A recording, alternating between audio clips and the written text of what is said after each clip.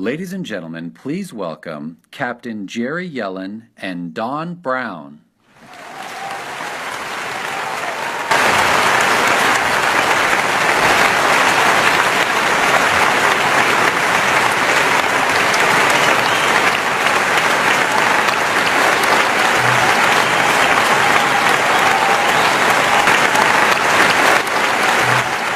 Well, good evening, ladies and gentlemen.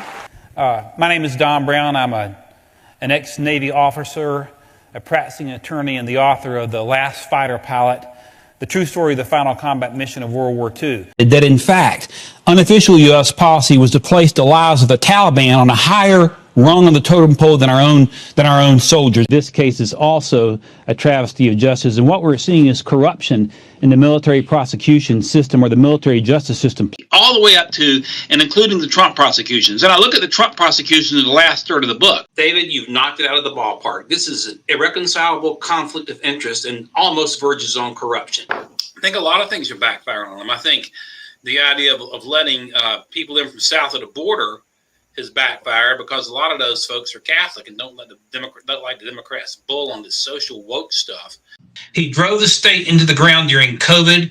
As I said many times, the last time, Steve, I saw my dad alive, I was looking through the outside of a nursing home in Plymouth, North Carolina, because of Roy Cooper's unconstitutional mandates keeping North Carolinians away from their elderly and dying loved ones. This flight should have been 10 minutes from wheels up to wheels down, but you lost communication with it. And in fact, their sons were cremated. I called the command. I said, why'd you cremate my son? Well, it's interesting that King Charles took efforts to strip Prince Andrew of all his royal titles some months ago. It's as if this sort of thing may have been anticipated. What we do know is that it is clear that someone wanted the truth out. But first of all, tell us about this ruling. It's been sort of, glossed over in the media. Sure, Alexander, thanks for having me back. You and I have discussed several times since President Trump was sworn in about a year ago now, the reassertion of the Monroe Doctrine. And was it a mistake to override the wishes of local government?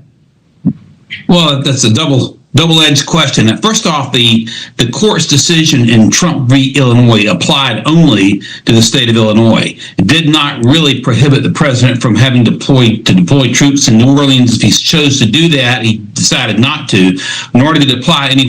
Here to weigh in, former Navy JAG officer Don Brown. Don, welcome. What can we expect to happen to this young man? Well, this young man has been charged with 3 separate counts under the Espionage Act.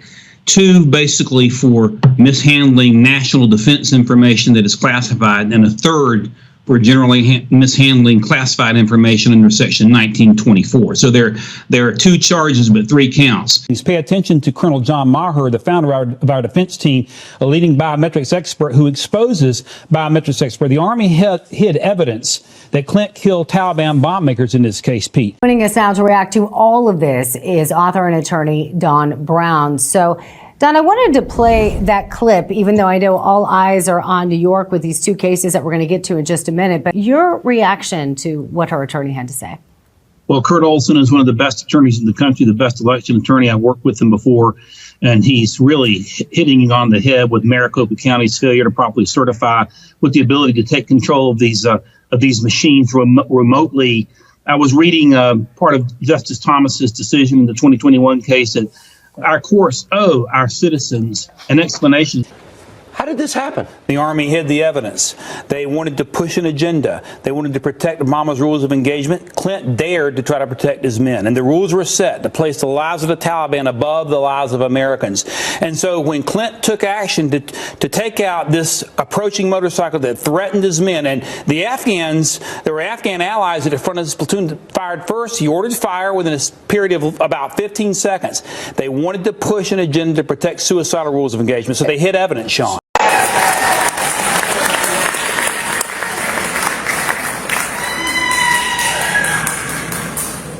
Good evening, Sean and Mike. How's everybody tonight? Good.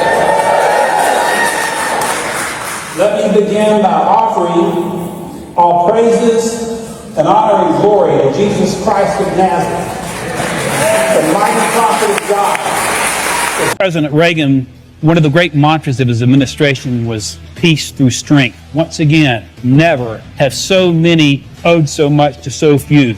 God bless them all.